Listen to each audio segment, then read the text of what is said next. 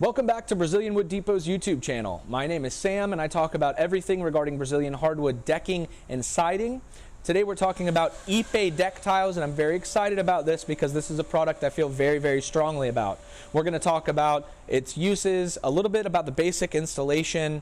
We'll talk about sustainability, availability, and a little bit about pricing. So Ipe deck tiles, let's get started.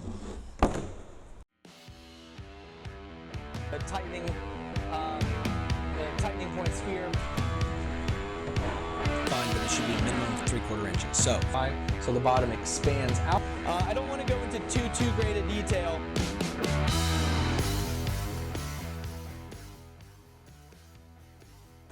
Like I said, folks, welcome back to Brazilian Wood Depot's YouTube channel. My name is Sam. Today we're talking about Ipe deck tiles.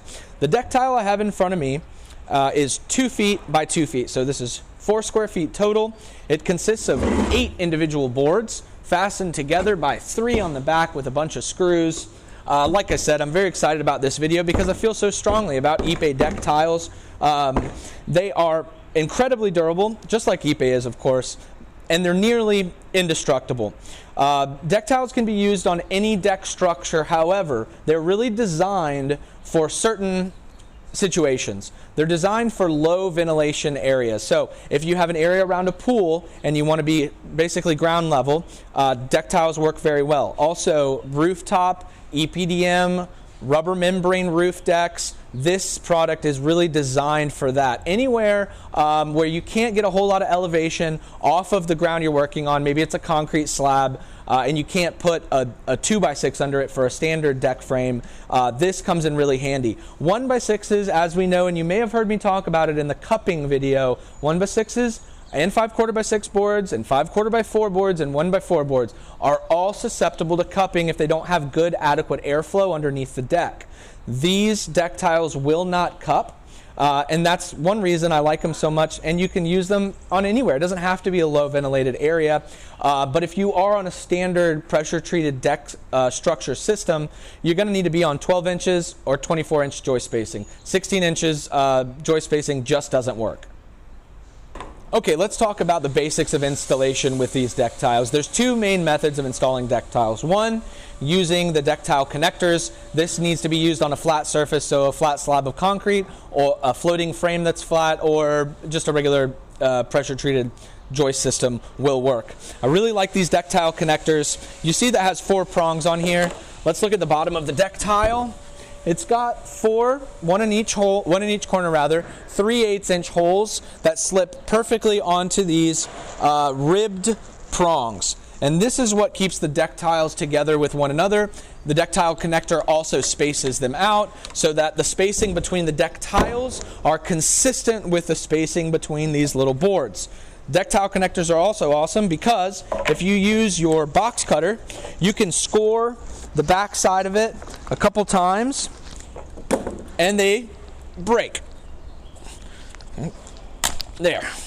You can break them off on either side of the walls so that they're not showing. They have a lot of break points, and so you can go into corners. I really love these deck tile connectors. They're also pre-drilled little holes so that you can screw them onto your frame, or probably in some cases use a Tapcon or a blue screw to get into your concrete. So great method of fastening, but does not accommodate for slope. The second method of fastening is the pedestal systems. Several different companies make pedestal systems, and generally speaking, all pedestal systems are compatible with all deck tiles. I don't know if that's true totally across the board, but for instance, I know that the common ones like Bison pedestal systems will work with our deck tiles. We provide pedestal systems from Deckwise. There are 3 different sizes based on the minimum height and the slope that you're trying to accommodate. I'm not going to go into a huge amount of detail about the pedestals because the Deckwise website is so thorough and has so much great information about exactly how to install them and the exact specs on each one of those pedestals. In many projects, you'll probably be using at least 2 different types of pedestals in combination throughout the coverage. I suppose there are some situations where you might use all 3. In just a minute, I'm going to talk a little bit about what I think the best way to plan for which height pedestals you need. But again, two methods of fastening, the deck tile connectors and the pedestals. Another thing I forgot to mention about the connectors is if you wanted to, you could actually slide a deck clip into this corner. You can see that it has a groove here and a groove. All corners have the grooves. So if this was on a corner here,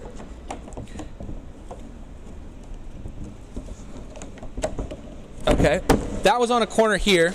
Let's assume that was still together because I have more here. You can actually fit a deck clip here or a washer and screw that down into the center of your joist. It's not really necessary. I can't imagine any gust of wind ever picking these things up. As you can see, they're very heavy. I just wanted to make that comment that all four corners are grooved. They're slotted so that you can use a washer or a deck clip. Okay, like I said, I wanted to quickly talk about a really clever way to figure out exactly what height pedestals you need so you can make sure you're getting the correct size of the three different sizes. One really good way to do it, let's say you're on a concrete pad, you can chalk a 2-foot grid.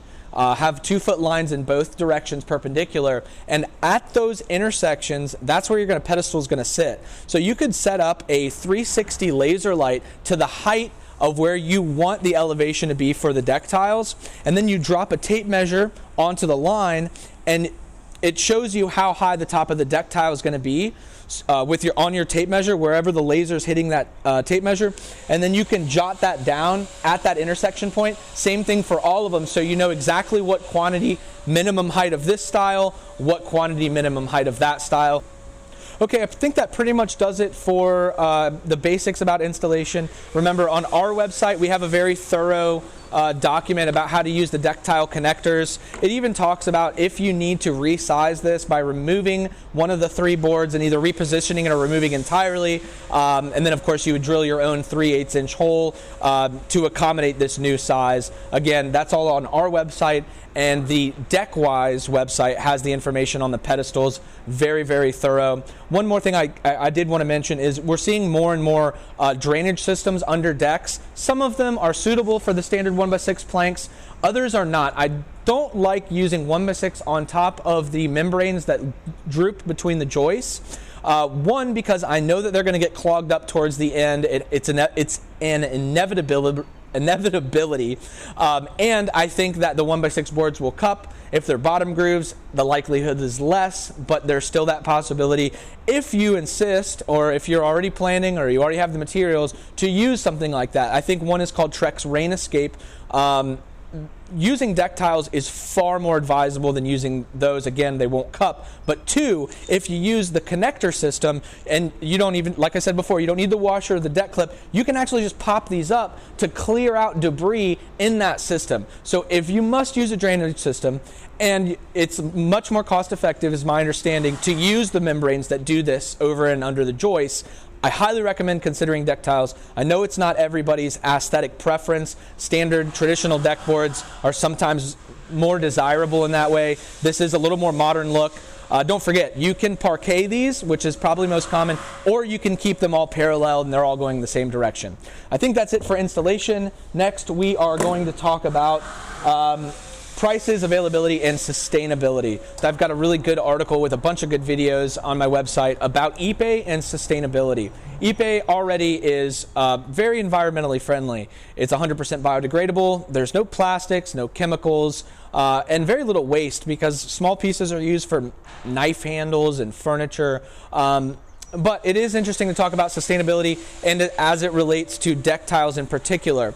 So deck tiles are perhaps even more environmentally friendly than, let's say, a 20-foot or a 16-foot Ipe 1x6 or 5/4x6 board. They need longer, logs to produce those, and they can use pretty much the scraps to make the deck tiles, or otherwise they're using the smaller pieces that otherwise wouldn't be able to be used for full-size decking. So deck tiles are very environmentally friendly because it's just another example of using every part of the tree with little to no waste. So if you're looking for a sustainable option, Ipe already has that covered, but deck tiles, perhaps to even further extent, are more sustainable, more environmentally friendly because we're using all parts of the tree and we're actually getting good good use out of these smaller pieces, which otherwise really wouldn't be usable. So like I said at the beginning of the video, I wanted everybody to see what these deck tiles look like with oil on them, because they're so beautiful with the oil applied. Meantime, let's talk very quickly about pricing and availability. Generally, the price per square foot of the deck tiles follows closely with the price per square foot of Ipe 1x6. Now, if you add side grooves for hidden fasteners or bottom grooves for low ventilation, the deck tiles usually come out to be a little more cost effective, but compared to 5/4 Ipe boards, deck tiles are, I think, always more cost effective, and substantially so.